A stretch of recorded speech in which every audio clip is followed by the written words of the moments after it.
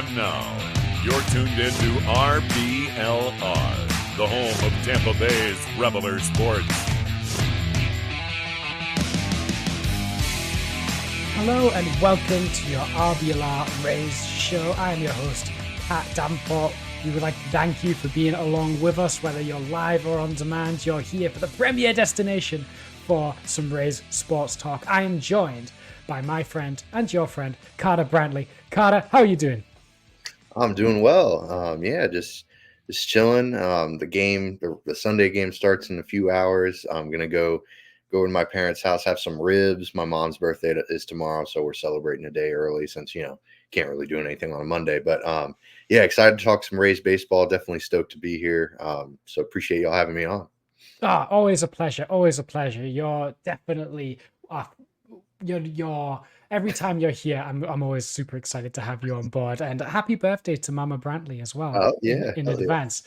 Hopefully the Rays can pull out a win for her. We have got a lot to talk about this week, but before we do, I just wanted to say that if you're new here, welcome. Be sure to stay and pay attention because we're going to give you all the premier Rays talk. We're going to talk about the week that was in Rays baseball. We're going to talk about why the month of June is super important for this team and may determine their short and potentially long-term future as a club, as well as our favorite segment, the Bat Arm of the Week, some roster stuff as well, and lots of other thoughts about the manager, Kevin Cash, as well. It's all coming up. If you're new here, be sure to stick around. If you have been here for a while, then you know this is going to be great. So be sure to drop us a like, maybe drop us a subscribe on YouTube, a follow on the socials. It does us a massive favor and helps us grow what we're trying to do here with the RBLR brand. And if you're subscribed and follow us, you'll know whenever we're going live, like right now, and you will also get to see all of our content as it drops. So you will never miss any of our stuff, which will be super great for you, and it helps us out big time as well. So be sure to like, subscribe, follow, all of that good stuff. But without any further ado, let's talk about the week that was in Rays baseball. And we'll start it off with the series finale in Baltimore against the Orioles, where we managed to pull off a close 4-3 victory despite dropping the first two games of that series, and we managed to leave with a win. Jose Siri, the hero in that one. How did you feel about last weekend's series against the Orioles in general? Yeah, I mean, it's tough going into Baltimore. They're an amazing team. On the road, it's always going to be tough. So pulling out a win there, avoiding getting swept, that was great. Not much else to say. It was going to be a tough series. Baltimore's just ridiculous right now. I mean, they're so well set up. They're just a well-oiled machine. Like they've got like 50 of the same exact guy, just copy and pasted at every position. So it's ridiculous. It's tough whenever you play the Orioles. So sneaking out with a victory there at the end was really great to see. Watching Siri hit that double, bring a couple runners in the eighth. That was outstanding. He's been off to a bit of a rocky start, but he's really, really hitting his stride well right now. So that's been outstanding to see as well. So I'm sorry. I mean, it's with the Orioles on the road, that definitely, like you said, it feels like nothing ever goes wrong for that team. Yeah. Like it just feels like the only thing that's ever bad that's happened to them is Felix Bautista getting hurt, but everything else is like none of their position players get hurt. Kyle Bradish looked like he was going to get hurt, and then he's like, actually, no, I'm fine. Yeah. He's just like, I'm going to thug out this UCL sprain and not get Tommy John and be fine. And I'm like, could this happen one time to the Rays? Could one time a guy go, oh, my elbow hurts, but I'm not going to need Tommy John? That would be great. But the Orioles are a super good team. I'm happy on the road anyway to just not get swept, because facing one of the better teams in baseball on the road is just tough. If you can get any win, that's big. And you're right about Siri. He's really made an adjustment. Apparently, he's starting to swing a little less hard, and especially with two strikes, he's kind of shortening up a little bit on the bat, which allows him to make a bit more contact and not strike out as much, which is paying big dividends. Because I think, because he's such a big dude, right? He just generates power naturally because of how big he is and how much torque he can generate on a swing. So the fact that he can kind of reserve that in favor of some contact, I think that'll really help him out, at least in the short term, as he's trying to get his timing back on track. Yeah, absolutely. I mean, it's always been the thing with Siri. Like people always say, "Oh, why didn't he hit more ground balls and like all this stupid stuff?" And like, yeah, it'd be great if he was a good contact hitter. Like that'd be awesome. That'd be perfect. But unfortunately, that's not who he is. So if he can even just shore up a little bit, like you said, that's what he's kind of been doing. It leads to a lot of success because my goodness, the pop is just ridiculous. He's got a lot of pop in there. So yeah, if he can continue this trend of just kind of shortening it up a little bit, like you said, hopefully it'll lead to even more success. Because man, it's the lineup is a lot better when Siri's good. That's goes without saying. So yeah, it's an exciting time to be a Jose Siri fan for sure. Yeah, and I just feel like he's like an ultimate vibes player as well. For sure. Oh yeah, When he's wearing the City Connects and the necklaces and absolutely. then oh yeah, love Big that for energy him. guy. Big energy guy. Yeah. Yeah. El Rayo for good reason. Then we went to Miami and we managed to pick up a 2-game sweep. We managed to beat the Marlins twice. I feel like one of the surest things we can believe in any Rays season is that we can always beat up on the Marlins in the Citrus series whenever we face them. We won the first game 9-5. Ryan Pepiot had a really good start in that one. The bullpen made it closer towards the end. They did. Pepiot was kind of rough in the first, but then like turned it round. I mean, how are you feeling about Pepiot this season so far? Oh, outstanding. I mean, he had that little stint on the IL with I think it was a calf thing or whatever. But yeah, when he's healthy, my goodness, he's been really, really valuable, really, really great. Working that fastball, that's been super great. Yeah, I mean, he got off to a rough start, and I got a little concerned there because they had to get Kevin Kelly up in the first inning. I was like, oh crap, is this going to turn into a bullpen game? Like, Pepiot has been great this season, but everyone's due for a rough outing every now and then. But no, he turned it around. He just said, "Hey, nope, I got this. I'm under control." And yeah, it was just an outstanding outing against a really bad team, but that's what they're supposed to do. You're supposed to beat up on the bad teams. You're supposed to win games against the bad team. So you got to give a team credit, even if they are beating the crap out of a team they're supposed to beat the crap out of. So yeah, Pepiot was outstanding. He really turned it around on a dime, and it was a really impressive start to see him just grind out, a solid quality start for sure. Yeah, that was definitely a show of toughness and how much he's maturing from start to start as well. Because with young starters, they can sometimes unravel if they have a bad first inning. Oh, yeah. But he absolutely turned it around and deserves the credit. And I've got a fun stat for you. Since 2019, which is when the Rays kind of started this run of real success, I would say, is when they in 2019 started to go back to the playoffs. Since 2019. The Rays and Marlins have faced each other 26 times. I'm going to let you guess. How many times have the Marlins beat the Rays since 2019 in 26 games? Oh, I'm going to say 10. I'm going to go a little, kind of safe, but also like knowing that the Rays always manage to beat the crap out of. So that's my picks is 10. You won't believe this. Since 2019, the Rays are 23-3 against the Marlins. Wow. 23-3. The Citrus series, listen, owner of the orange juice is definitely Tropicana because, oh my goodness, like it's been flat out domination. The Marlins have only won 3 games against the Rays in the past 5 years. And the thing is, we play each other every year. I know like interleagues only started to become more popular over the past couple of years, but the Rays Marlins being, kind of local rivals, they always get scheduled to face each other. They have only won 3 games all in the past 5 years. It's crazy. And in 2019 they lost every game. They only won 1 game in 2020. In 2021 they won 1 game. In 2022 they didn't win any. So it's just like, eesh. Yeah. I wish we could face the Marlins every day. I'm sure a lot of teams do. Yeah. Yeah. Are you in favor of the division realignment theory where we move out of the East and they make like a South division so then we can be in a division with the Marlins? Oh, of course, because then they don't have to be in the same division as the dang Yankees and the Orioles.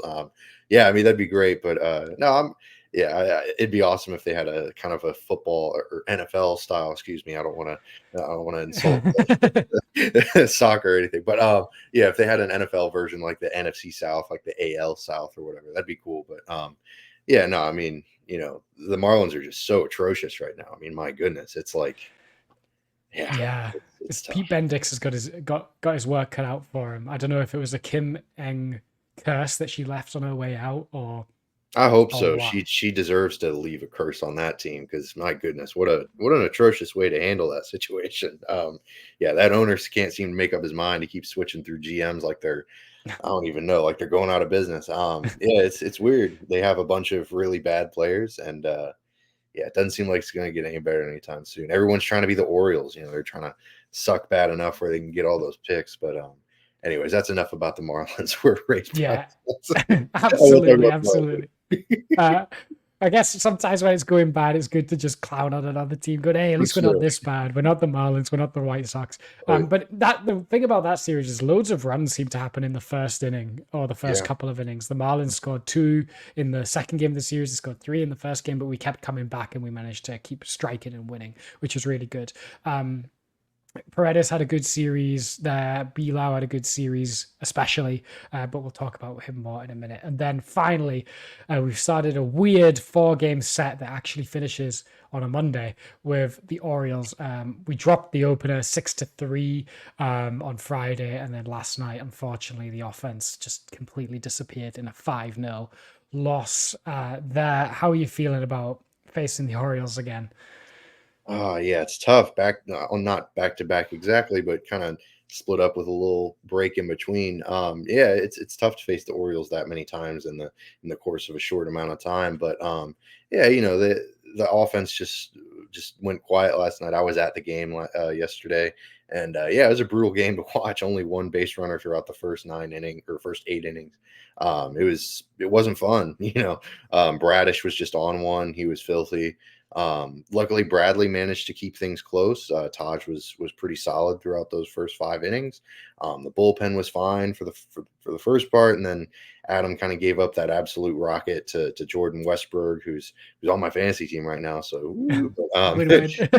right, and then Phil Maton kind of had a mess of things in the 9th. But at that point it didn't even matter. The offense just wasn't there, unfortunately. But hoping they can finish out these last couple of games strong. Even just 1 win would be nice. But what are you going to do? It's the Orioles. They're pretty darn good. Yeah, absolutely. The Orioles are really good. I feel really hard done by on Taj. This was probably his best start of the season. 5 innings, just 1 run allowed, and that was on a solo shot. I feel rotten for old Taj. But hopefully he can continue this momentum, because the offense are not going to get completely blanked every time. So if he can put up 5 innings, 1 earned run next time out, then that still puts us in a good position to win. It's just a shame that I think even if the bullpen didn't put things out of reach by the end, we weren't doing nothing that game. The bats were not there. So it's a shame. It's a real shame. If we can win today, that would be great. And if we could split the series, I'd be really happy with that. But any win is worth getting at this point.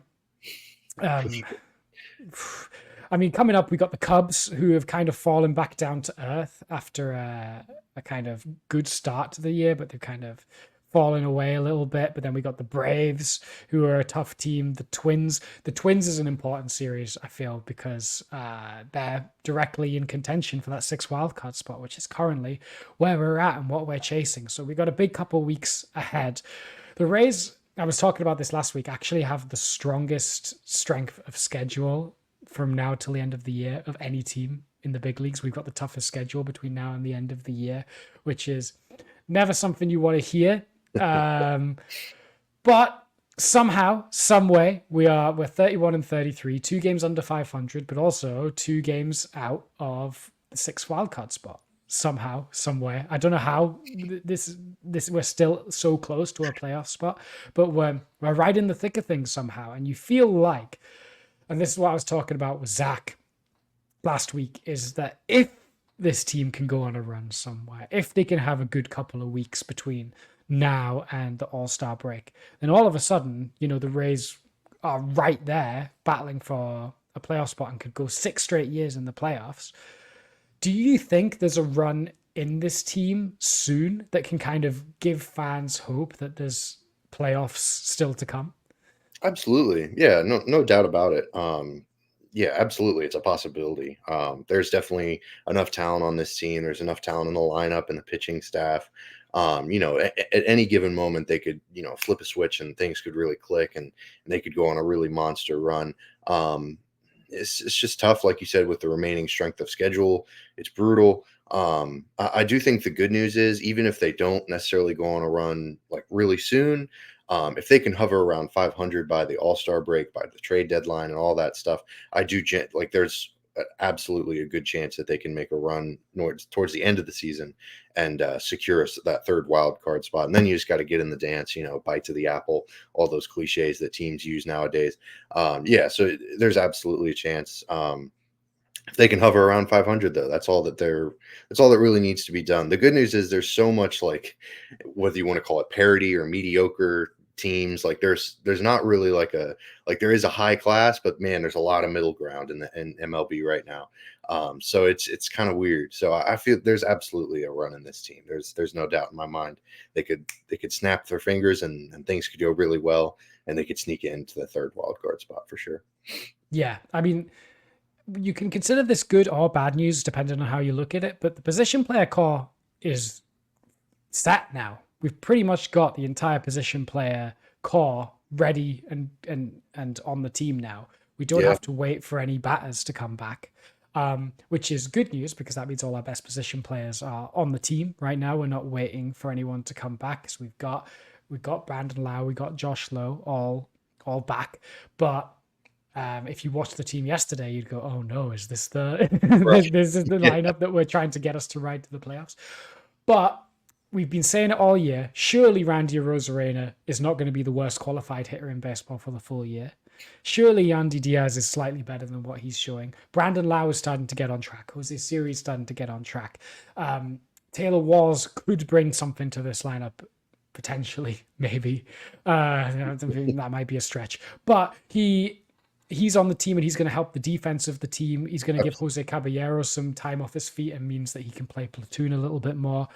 So the position player core is set. It's now just the kind of waiting on some arms now to get healthy and get consistent, I suppose, because we have a lot of the arms that we want ready to go. We've got Bradley back. Shane Bars looked good in a rehab outing yesterday. He could rejoin the team sooner rather than later. Eflin's back. It's just maybe waiting on Springs now, I think, is the only kind of guy that's imminent in terms of the rotation. And then on the bullpen, we got Colin Poche back, which is good news. We lost Richard Lovelady. You could consider that a win or a loss for the team, depending on how you view him. I think he was starting to find a bit of a groove before he went on the IL. But the team is almost as healthy as it's going to be now. So they're about to load themselves up for showing what this 2024 team, when fully loaded, is capable of. And you're right that, the other teams around us, there are a lot of teams in our general area. You've got the Twins, Red Sox, Tigers, Blue Jays, Rangers, and Astros, all kind of in that general kind of mid area of hovering around 500. There's a lot of teams in that mix, but you could go, well, are we way worse than any of them? No, we're just not. Right. And we could be way better because this pretty much same team, minus Glasnow, won 99 games last year. So there's a run there. We went 13-0. So it's just whether or not we can hang around in that area, considering the tough schedule that we've got ahead of us. Currently, Fangraphs has us at a 21.5% chance of making the playoffs, which is not super high, but it's higher than the Twins, who are on 12%. It's higher than the Astros,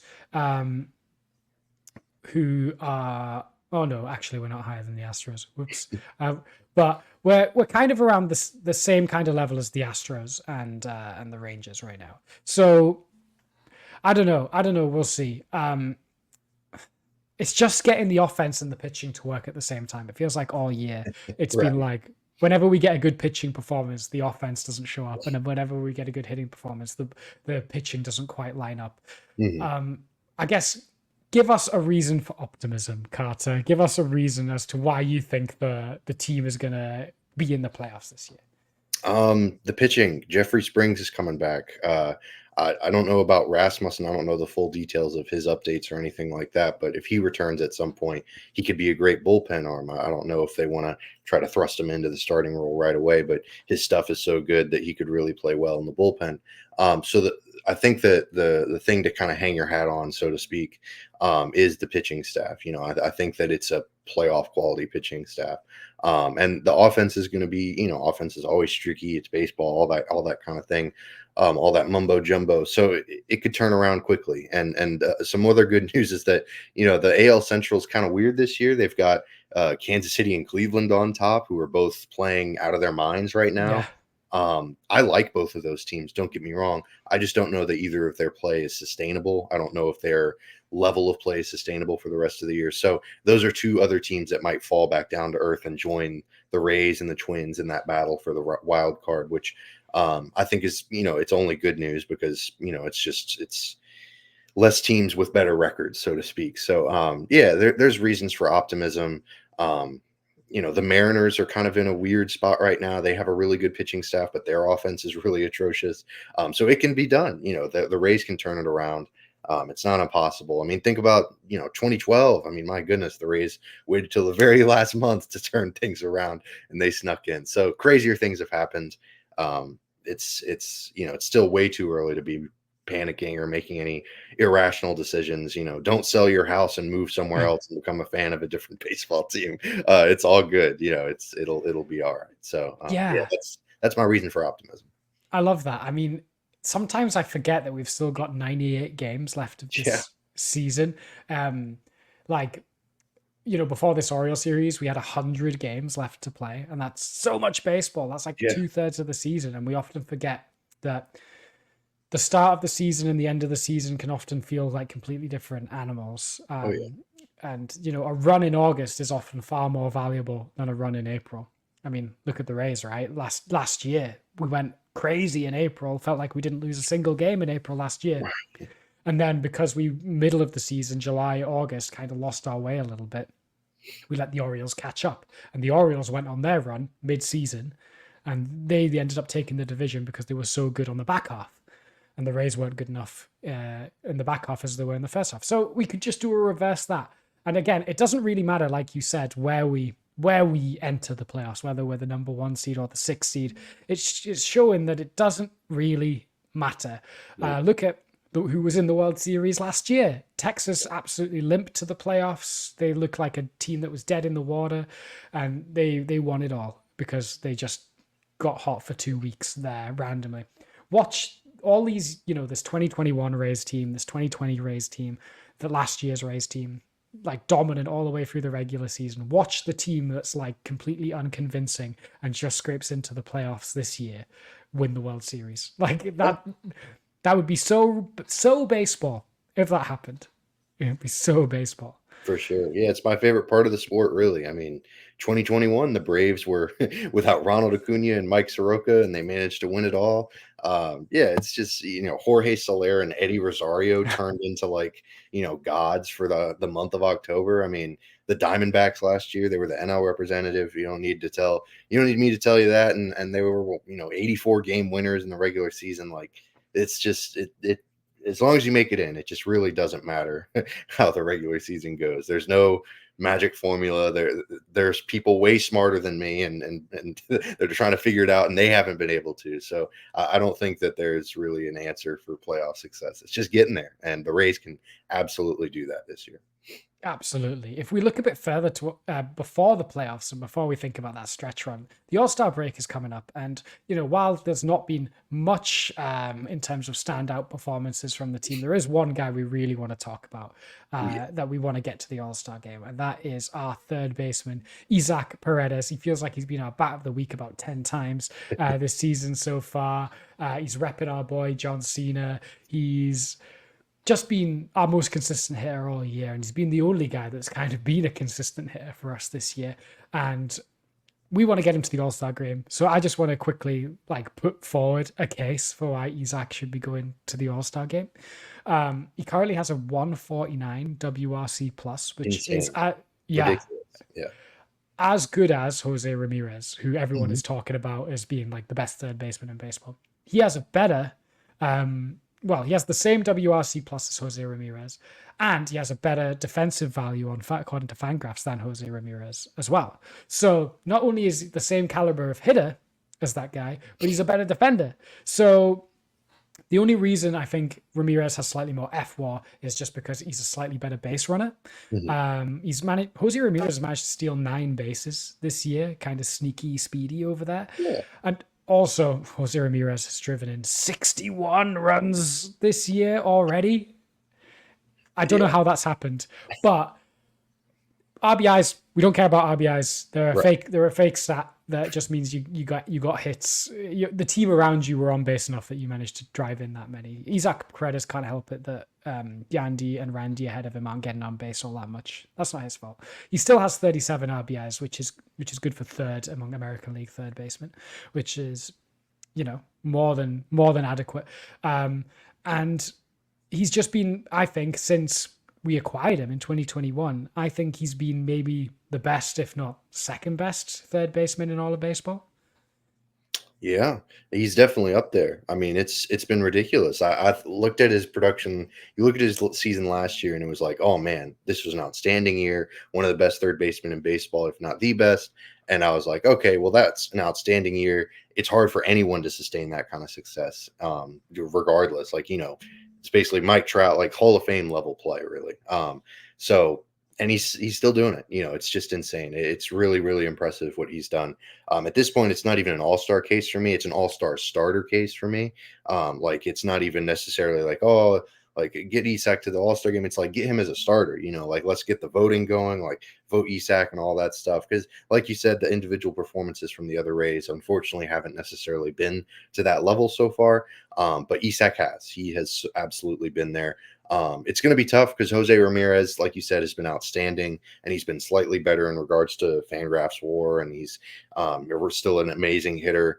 Plus, he's got that name brand recognition. He's kind of a household name. Like, he's been the best third baseman in the American League for a while now, and he's been pretty much the best third baseman in baseball for a while now. Like, there's the joke that every time someone tries to say, oh, well, maybe someone, like this year it was Austin Riley. That was kind of the cute pick to have, oh, he's the best third baseman in baseball. And Jose Ramirez is like, no, it's still me. Like, this happens every year. Like, Jose Ramirez, like, it's me. Like, I'm the problem. It's me. That whole Taylor Swift thing. But Isak's making a challenge, man. He's just been absolutely outstanding this year. So he's been a blast to watch. Hopefully he can get a starting position. Otherwise, he'll get there, and we'll still get to see him in the All-Star game, which will be a blast. It'll be awesome. Absolutely. I can't wait to see him there either way, because if he doesn't even make the bench, I think that'll be one of the biggest injustice we'll ever see. I mean, Rays and All-Star injustices are a common occurrence. It's what we get for being a small market team. Sure. If there's any player that has any kind of like name value, like you said, we're already battling that, even if our player's been better, but because it's kind of a close race and he's got the name brand, being a starter is going to be tough. But all I'm going to say is we need to mobilize. We need to to band together as Rays fans and all vote for Isaac Paredes for the All-Star game. Hashtag vote Isaac. I don't know. We need to come up with a better. This is for our producer, homework for our producer. Think up a witty hashtag to getting Isaac to the All-Star game. Paredes in my city. That kind of thing.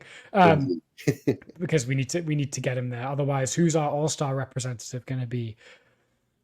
Littell? I don't even know. Littell would be great. Littell has a genuine shot, but other than Paredes, there's not anyone on the position player side. That's for sure. Alex Jackson says Eureka in the chat. Sure. Yeah. If the White Sox fans are all going to vote for Martin Maldonado, why don't we all vote for vote Alex Jackson for meme value? I don't know if I could advocate for that. Are you a vote for the Rays no matter what? Are you like a vote on merit guy? I kind of switch every year. I don't vote for Yankees players or Red Sox players or Astros players. Like, I have my kind of the same rule I had for my fantasy baseball team. I don't pick any of those, just bad vibes. I don't need that kind of karma or whatever you want to call it. You can call me over dramatic, whatever. I don't care. I don't vote for any of those guys, but I do try to vote on merit, and then if it's close, I'll go with the Rays player. Like with Isak versus Jose Ramirez, which is a shame because I love Jose Ramirez. Like he's fantastic switch hitter, always just consistently productive. But I got to go Isak. He's go Rays, all that stuff. So I try to go on merit, but like I said, if it's close, then I'll vote for the Rays player. But I try to stick to who deserves it because if you vote all Rays, it's kind of just wasting votes. Because there's not always going to be like no one's voting for Jose Siri or Ben Rortvert. Like that's just not going to happen, unfortunately. But mostly merit. But how about you, man? Do you vote merit or? I'm exactly the same as you. I'm a vote on merit, but if it comes close, then I'll vote for the Rays guy. Oh yeah. We do get to vote from the UK at least. They do let us vote internationally, which is something, because we miss out on a lot of stuff. Any kind of competition where it's like, hey, you could win this. It's like US and Canada only. I'm like The London series is going on as we speak. They started the game 2 really early. At the moment, Phillies are looking to beat the Mets again. They're up 3-0. 3-0, as you guys say. But because it's in London, we'll say 3-0. Absolutely. I'm down with that. Heck did you see Bryce going, I love soccer? Oh, yeah. He's like, I saw someone say he's like an all-star MVP level panderer. Like he's been doing that in Philadelphia. Like he pulled up in the jacket or whatever with the Eagles logo and stuff like my goodness, he knows how to sell himself. Good for him. Like, and I mean that in the most sincere complimentary way, like just MVP level pandering, like just ridiculous. Like he knows how to suck up to a crowd, and like more power to him, man. Like he's doing his thing, trying to get a new contract in Philly or whatever. But he's an elite pandering there. He is. He even changed his walk-up music to the Spice Girls. Oh my goodness! Wow. So he's going for it. So shout out to Bryce for representing London is my city or whatever. London is my country. England is my city. That's it. England is my city. We need to get the Rays to the London series at some point. That's what I need. That's what I need personally for me. Do a citrus series in London. Who says no? Yeah, I mean, it would be crazy to watch the Rays and the Marlins in an international game. Like, I love the Rays, and like the Marlins are a fun team sometimes, but I don't think anyone wants to see that. Like, it has to be a New York team versus like maybe an LA team or some shit like that. The Jacksonville Jaguars in the NFL have kind of become London's team because no one really supports them in the US, I don't think. They kept sending them to London because no one else wanted to go there. But then everyone in the UK now supports the Jaguars. So we're like, let's go, Jacksonville. So maybe the Rays and Marlins could find their own fan base. That's right. You know what? I'm getting off topic, but there's loads of UK team accounts where it's like the UK Rays, the UK Blue Jays, the UK Phillies, and one of the biggest ones is UK Marlins. Really? Shout out to Peter Pratt, who's the UK Marlins guy. He actually hosts Locked On Marlins as well, co-hosts Locked On Marlins, and he's got like 10,000 followers over there. So good for him. Be sure to follow UK Rays boy at Depressed Rays. Because we can't have a Marlins fan have more followers than the Rays guy. Oh man, for real. They draw lower attendance numbers than the Rays do. Come on now. Like let's not do that. So any UK fans listening, first of all, shout out to any UK Rays out there, but also make sure to follow at Depressed Rays and at RBLR Sports. And then if you want to do more than just support us on socials, and you want to maybe rep your team, your Tampa Bay area in a more exciting way than just a social media follow, I've got just the solution for you. And that is shop.rblrsports.com, where you can buy loads of merch representing the Tampa Bay sports team. You can rep your Rays. You can rep the Rowdies. You can rep the Lightning. You can rep the Tampa Bay Buccaneers. You can rep all of those people with some great shirts. Last week I was wearing my favorite, Bring Back the Devil shirt. And you can get amazing fashion kudos wherever you go. And that is by going to shop.rblrsports.com. And if you use the promo code FLAPPY FLAPPY, to represent your Flappy Boys, you'll get 10% off everything in the store, making it a no-brainer value for money. So go to shop.rblrsports.com and use the promo code FLAPPY. Alrighty, it's time for my favorite segment of the week. It's the bat and arm of the week, the RBLR and the RBLR, which we always like kind of awkwardly shoehorn, and we need to come up with a better name for. We have our fresh bat and arm of the week. As our esteemed guest, I'll let you pick our bat of the week first. In fact, we're in agreement on our bat and arm of the week this week. So I will let you announce who is our RBLR bat of the week. Yeah, the bat of the week for us is Brandon Lowe. He has been just tearing it up this week. He was really good in Miami, just outstanding. We could have gone Isak because you can go Isak every week, but Brandon Lowe has just been really turning it up lately. And he's an important cog in this machine. When Brandon Lowe goes, this lineup is definitely going to go. So yeah, it's been really exciting to see him come off the IL. Finally, getting healthy, being able to stay on the field. And he was just absolutely ridiculous this week, hitting the crap out of the ball. He had that big time home run. I think it was off of a lefty too in Miami. Forgive my ignorance, but yeah, it was off of a lefty too, which is really hard to do for any left-handed hitter. It was really impressive to watch him this week. So he's our RBLR bat of the week. Brandon Lowe. Yeah, the dog is back. And he was barking all over Miami. He was kind of our main reason for winning. He drove in 6 runs this week in 4 games, hit to a 201 WRC plus, which is, absolutely insane. And like you said, lefty on lefty home run. I think it was off Jesus Luzardo.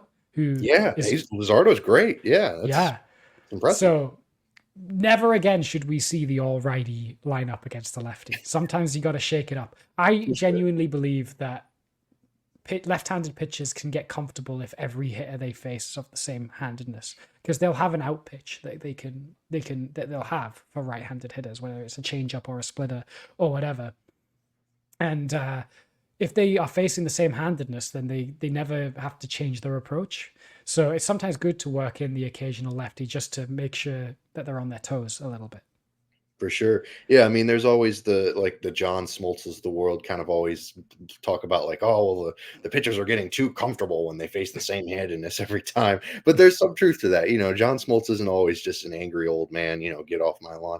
Sometimes he'd be spitting some kind of truthful stuff on, and it seems like that would be the case, because I always hated when lefties came. I was a left-handed pitcher and I hated facing other left-handed hitters, which sounds counterintuitive, but it was just weird. Like I was like, I felt like I was going to hit him, because that fastball has a little bit of run to it, and you're always peppering the outside corner, and you're always kind of comfortable because you're like, oh well, look, there's no one in that batter's box, we're chilling. So, but then you get a lefty in there and it's this is uncomfortable, I don't like this. But that was a JV high school pitcher's experience, so who knows what a major leaguer's experience is with that concept. But yeah, there's definitely got to be some truth to that. But I haven't done enough research into it to say for sure, so I don't want to speak totally out of my depth. But I'm glad they incorporated Brandon Lowe, because when he's in the lineup, there's always that little extra danger, that little extra twinge of oh, this guy could absolutely go deep on me, and sure enough, he did. So definitely enjoyed having him in the lineup, even against the lefty. Absolutely. I think he's one of the few genuine power threats in our lineup at the moment. That's kind of lacking a bit of power, I think. Yeah, him and Siri, they're the 2 big bombers. Yeah. All right. So our RBL arm of the week is also, we're in agreement, and that is going to Ryan Pepiot. Pepiot's done a fantastic job in his start. He got off to a rough first inning where he gave up 3 runs, but then the next 5 innings, he was absolutely lights out, struck out a bunch of guys, didn't give up any runs from that point on, kept us in the game, which we ended up winning. So well done to Ryan Pepiot. He's continuing to mature and show what he is capable of. And there's going to be a start, I think sometime soon, where he's going to be completely locked in from start to finish, and he's going to throw 7 1/3 shutout innings with 13 strikeouts. And I think that's going to come sooner rather than later if he just faces the right lineup. Yeah, I mean, the good news is, I guess the good or bad, I like Tyler Glasnow, so I wished him nothing but success in LA, and he's having a lot of success. He's been really, really good this year. But the good news is Ryan Pepiot also been really good this year.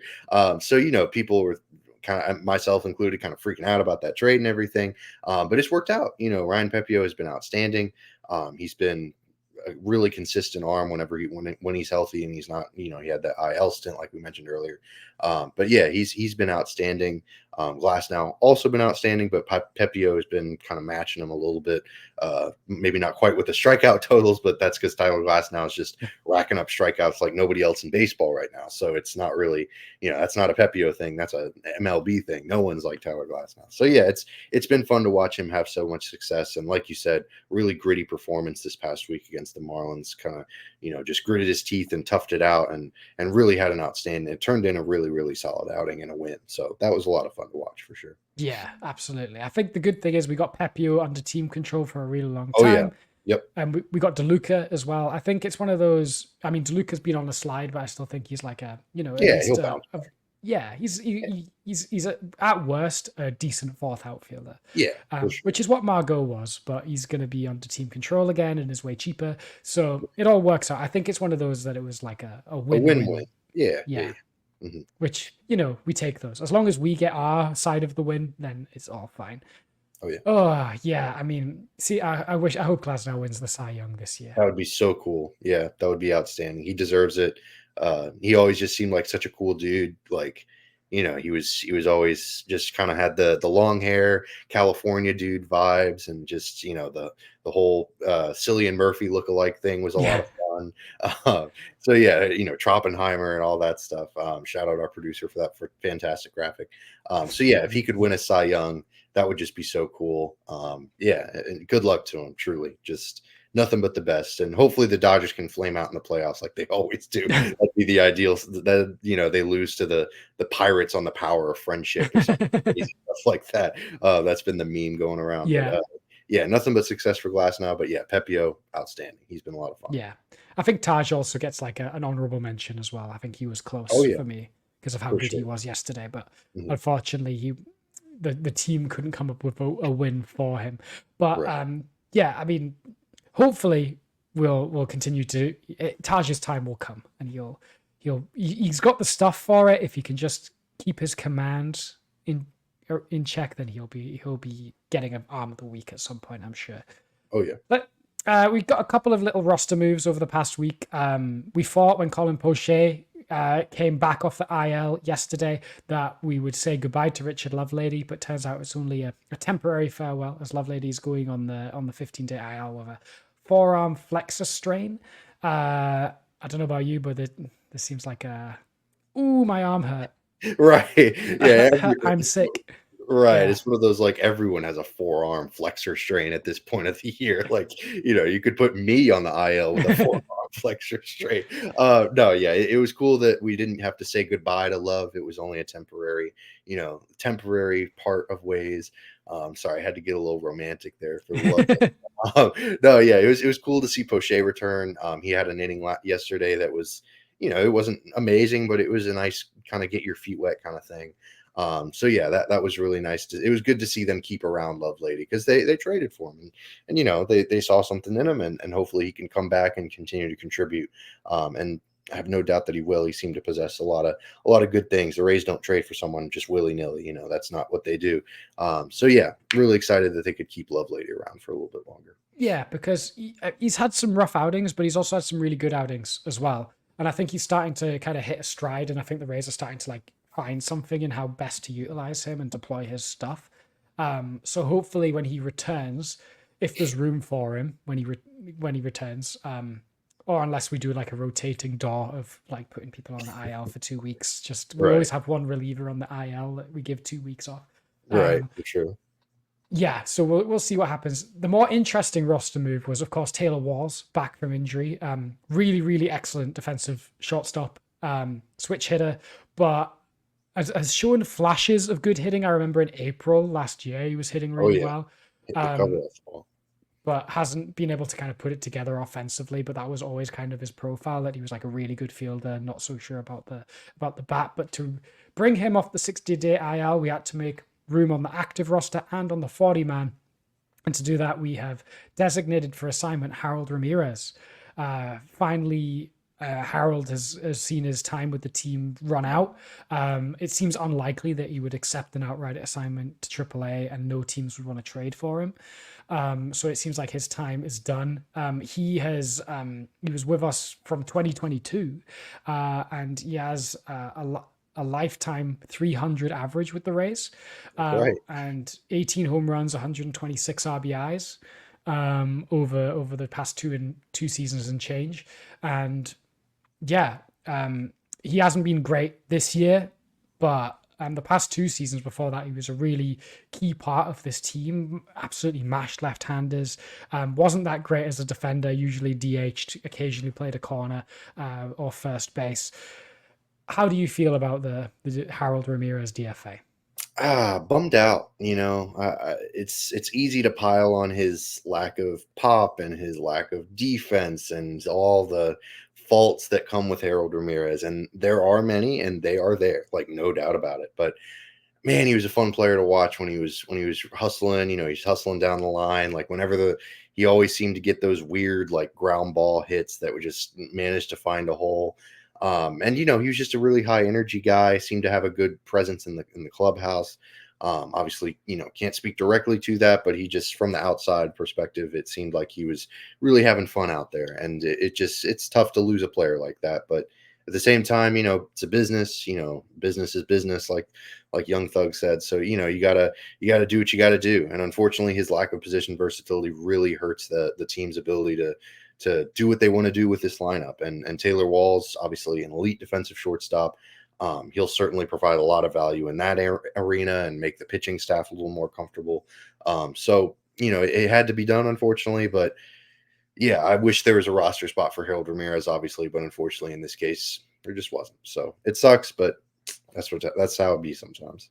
Yeah, it's one of those where it's a tough gig if you're like a fringe player that can't provide any defensive value. The Rays kind of hate players that can't do well on the field. And otherwise, Johnny Aranda would like been on the team ages ago, right? But because he doesn't provide too much on the defensive side, he struggled to find a roster spot until kind of recently. For sure. Yeah, the Rays really value defensive versatility and defensive value, and you have to be a really good hitter if you're not supplying that. And he was for 2 years, and it felt like every time it looked like he was about to run out of time, he then went on a massive tear. Oh yeah, he went on a heater.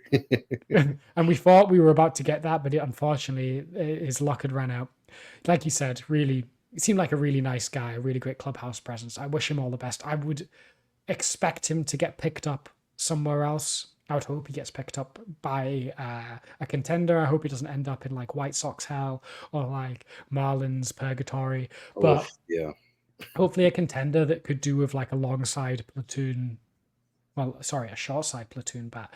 But like, a lefty masher, picks him up. Because I wish him all the best, because he's been on the team way longer than I thought he ever would have been. And I'm happy for every minute that he spent on the team. Oh yeah, I mean, he was one of those weird, like, he bounced around quite a bit. He was in Cleveland, or started in Miami, and then we went to Cleveland and Chicago. I don't remember the exact order, but he was bouncing around so much because of all the reasons the Rays got rid of him. Unfortunately, he's never had a good glove. He's never been a great defensive player. He's always been a very contact oriented player. His approach at the plate is pretty atrocious. Like, he swings at some pitches that I'm like, what the heck is going on? But he managed to have a very productive time in a Rays uniform, in the context of his expectations, of course. So yeah, all the best. Really hope he doesn't end up in, like you said, in purgatory with the White Sox or the A's, and because that seems like a miserable experience for anyone. So like you said, hope he lands on a contender. Hope he lands somewhere good. That'd be a lot of fun. Yeah, absolutely. Other roster stuff, just injury news. No word on Caminero. He's shut down. He's not going to turn up. He's not going to start kind of resuming baseball activities for at least another couple of weeks yet, unfortunately. Good news on Jeff Springs. He, a couple of days ago, pitched an inning for the Florida Coast League team. He pitched one inning, giving up a hit and a walk, but struck out all three of his outs were by strikeout through 24 pitches. So it was a bit of a hefty inning, but he said he felt good.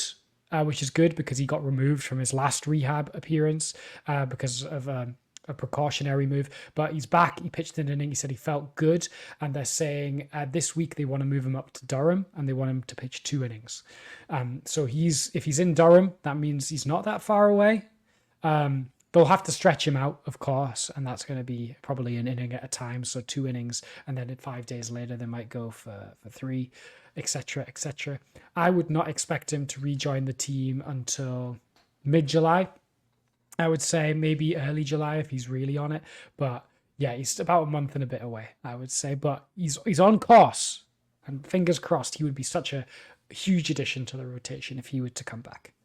Yeah, and I think that, like you said, he's on course because I think the feeling, at least that I had before the season started, was he was sort of a trade deadline acquisition, so to speak. A guy that'll come in after the All-Star break. And like you said, they need to build him up. They need to be able to stretch him out a little bit before he can really fully enter the rotation. But yeah, being back in Durham, that's great. That's such a great sign. Really excited, hoping he can return sooner rather than later. But obviously, patience is a virtue. It's really important with arms. So you gotta give him time.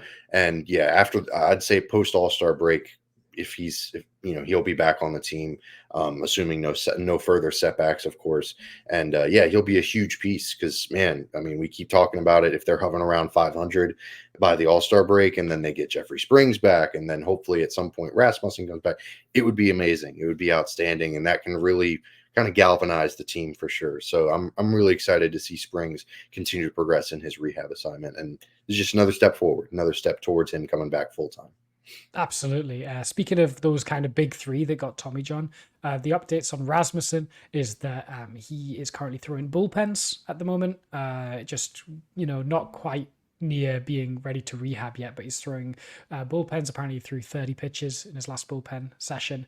So hopefully we could be getting to a point where he could start rehabbing next month, maybe, or in the next, maybe end of this month.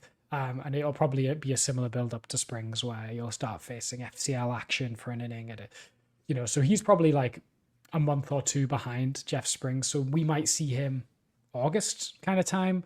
Yeah. If all goes to plan and we don't get any setbacks. And then McClanahan, he is currently kind of on track of his rehab. He's been throwing from 120 feet, which is a very early part of the rehab procedure. He may get a rehab appearance before the end of the year somewhere, but again, he would have to be rushed back if he were to come back this year. Even if he was to come back as a closer for the playoffs or something, it would still be a rush. So I wouldn't get your hopes up on that. There is a clause in his contract where he gets a big bonus if he pitches a major league game in 2024. So they're saying that it's not impossible because he signed a 2-year extension in the offseason, and it had a clause that if he pitched a major league inning in 2024, he gets a big bonus. So there's a chance, but I wouldn't bank on it. And that's about it on injuries. A relatively short injury thing. Shane Baz, of course, is no longer rehabbing. He's just chilling in the minors, getting his stuff together because his time on his rehab ran out. But he looked good in his last outing. He threw 5 innings, gave up, I think, 1 run, struck out a bunch of guys, double digits. So maybe Baz might end up on the team sooner rather than later as well. Yeah, I mean, Boz would be a great addition, rotation, bullpen, whatever the case may be. Hoping he can find his way back, like you said, get his stuff together. That would be outstanding. And yeah, McClanahan, I didn't really expect him to pitch any at all this season. I don't think anyone really did. So that's fine. It's tough. Tommy John is horrible. It's tough to watch all these really super talented arms go down with this injury. I know that, it was a hot topic to start the year. It's kind of cooled off a little bit, but it's still depressing. Like regardless of whether there's, causation or if there's something that can be done or not, whatever the case may be, it still sucks to see, Spencer Strider, Shane McClanahan, Yuri Perez from the Marlins. I was super stoked to see him play. And it sucks, but he'll be back next year. It'll be all good. Yeah, McClanahan's a great arm. You don't want to rush him back because then that just digs the hole a little bit further. So, yeah, we'll see with Rasmussen, but yeah, McClanahan done, and Springs will be really exciting to see him get back, and hopefully Boz can be the same as well.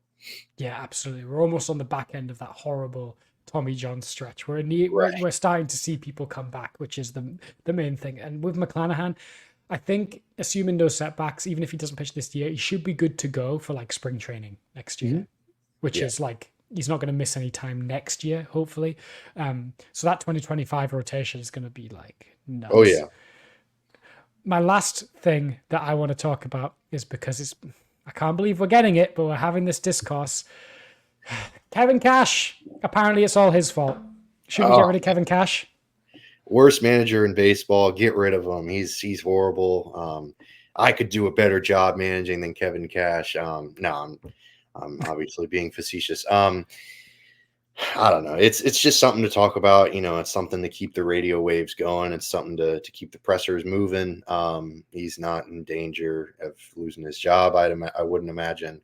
I mean, what are you going to do? Like, he can't go out there and take these at bats for these guys. He can't go out there and not chase breaking balls out of the zone for any of these guys. Like, it's only so much you can do. I mean, it's been a rough start to the year, obviously, but it's not on him. Like, what is he going to do? Like, he can't lineup construct his way out of having a lineup almost entirely composed of like average to below average the major league hitters. Like, it's not going to happen. There's no magic dust that you can sprinkle on anyone. So yeah, it's just silly. He's one of the best managers in baseball. He's going to be here as long as he wants to be. So yeah, it's all very silly, but maybe you disagree, Pat. Maybe you're on the fire Kevin Cash train too. What are you thinking, man? No, I'm the exact same as you. I mean, the thing when I see that kind of discourse coming around, I always go, what is Kevin Cash not doing that another manager would do that would make the team better? Right. Because I don't think Kevin Cash is like you said, going, Randy, I need you to be really bad at hitting the baseball. Yeah. And I don't think if Craig Counsell or Brian Snitker or Bob Melvin or all of these like reputationally good managers come in, I don't think they're going to suddenly go, Randy, have you tried hitting the baseball? And he's like, oh yeah, I should just hit the baseball. Like, it's not how it works. He's working with the roster that he has. He's got the best, you could argue maybe the front office have not put the best roster in front of Kevin Cash. Could have done things, say, with the catching position, or put more assurances in terms of going out and signing a veteran free agent, like JD Martinez to be a more sure DH, or like, these are like, I don't think they're strong arguments, but you could say maybe the front office has not put the best roster they possibly could in front of Kevin Cash, but he's doing exactly what he could with the guys that he has. And yeah, I just don't know what he could be doing any different. I think, the game plan's fine. It's just the execution of said game plan. And because baseball is such an individualized sport where, at the end of the day, you can plan and plan and plan, but the player in the batter's box or the pitcher on the mound has to execute the game plan. That's all that he can do. And apart from that, all he has to do is try and keep vibes and confidence strong in the team. And I think he does that to an excellent job. I think he's really good at keeping players feeling as if they can perform well. And I think he's good at keeping vibes good, and he's good at putting players in positions to succeed, which is what a good manager should do. Because in the end of the day, why do we have managers? It's not necessarily to do the game plans. I think it's more in current baseball where kind of front offices dictate strategy more than ever. It's more about being a person manager. It's about making sure that the players feel as comfortable as they possibly can and feel like they are being facilitated to do well. And I think Kevin Cash does that better than any manager in baseball. And no, he's not going anywhere. He just signed an extension this past offseason. Right. They're not going to fire a guy that they've just extended. They didn't say how long the extension is for, nor the terms of it, which was a bit strange because they extended Neander and Cash. But they just said it will go through the opening of the new stadium in 2028. Right. Yeah. So it's at least a 4-year extension. Right. Yeah. I mean, the Rays are always kind of hush hush about certain things, and whatever the case may be. Yeah. Cash is doing best he can. There's no manager that would be able to. And the thing is, like, I think of Cash as being a reputation manager. You know, I feel like he has that rep around baseball. It's just Rays fans that seem to hate him a lot, which any fan base hates their own manager. Like, I'm sure there are people that want, you know, Brian Snitker and you know, I'm sure like Dave Roberts. I mean, my goodness, the Dodgers fans hate Dave Roberts. Like, if you asked a random Dodgers fan, I'm sure that they would, you know, point to all of his playoff mismanagements and all that stuff and say, oh, this guy's horrible. Like, they should have fired him years ago. Like, so no fan base is ever going to be satisfied with their manager. But you know, you just got to keep a level head. Got to try to keep your cool about it. And Kevin Cash certainly does that very well. He's great. And yeah, like you said, the roster is just, it's not performing well right now. There's just not much else to say about it. They're not doing as well as they would have liked, for sure. So, you know, you just got to roll with the punches, and it's baseball. They'll turn it around or they won't. It's baseball. It's unpredictable. It's fun. That's what makes this game so great. So yeah, I'm excited to see how the Rays can turn this around, and Kevin Cash is going to be a huge part of that, because Kevin Cash, like you said, one of the best managers in baseball. Absolutely. Like you said, he is a reputation manager, and I don't think, like Brian Snitker, really good manager apparently. How come the Braves are 10 games out of division they should be sleepwalking to? Right. Yeah, for sure. They're getting outplayed by the Phillies. Yeah. Right. And Craig Counsell, loads of highest paid manager in baseball. Yeah. Loads of fuss made around his move from Milwaukee over to Chicago. Who leads the NL Central right now? Right. Yeah, it's Milwaukee. Yeah, exactly. Yeah. Pat Murphy. Cubs wouldn't make the playoffs right now. Right. The season ends this day. So, like, a manager in baseball is nowhere near as important as people think it is, I think. Like, sure, there are managers that are better than others, but it's all about how well, like, I think they're vibe managers more than ever nowadays. And Rays still, despite everything, I think, despite what fans may think, in the clubhouse, vibes are still okay. I think, from what I can tell from watching on TV and looking in the dugout, I think they're disappointed that they're not performing, but I think the belief is still there, for sure. Alrighty, I think that is gonna do it for today's episode, unless you got anything you want to talk about before we get out of here. No, we're all good.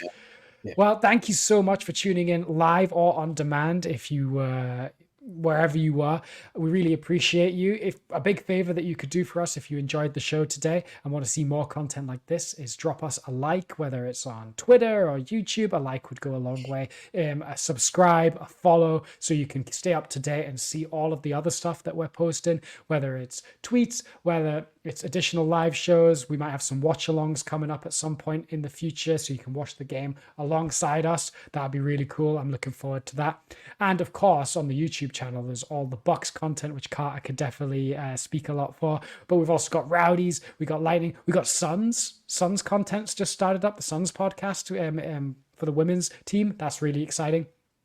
That's all to come. So be sure to like, follow, subscribe, and tell your friends about how good RBLR Sports Podcast is. We try to give you the best content in the Bay Area that we possibly can. I'm going to love you and leave you. It's been a pleasure to talk to you, Carter. It's been a pleasure to talk to all of you watching wherever you are. Have a great week. And as always, raise up. Raise up.